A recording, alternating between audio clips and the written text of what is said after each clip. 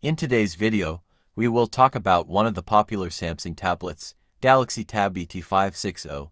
This is the device that we have hard reset, i.e. factory format using the power button, home button and volume up button, but after the reset, we face two major problems.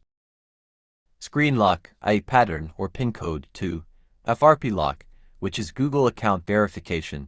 If you are also in a similar situation, watch the video till the end, as we will give you a complete, step-by-step guide on how to remove both of these locks. First, let's talk about how to reset the T560. 1. Power off the device completely. 2.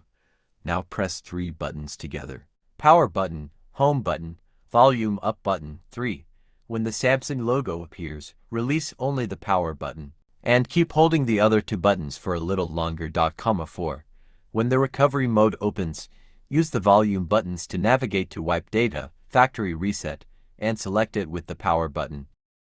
Then go to Yes and confirm. 6.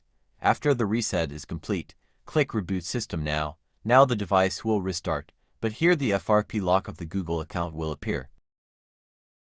The device will now restart, the Samsung logo will appear for a short while, and then it will take you straight to the locked screen or Google account verification.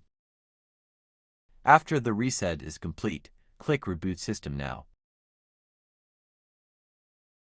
If you like this video, be sure to like it, subscribe to the channel, and tell us in the comments which device you want the next video on. See you in the next video with a new solution.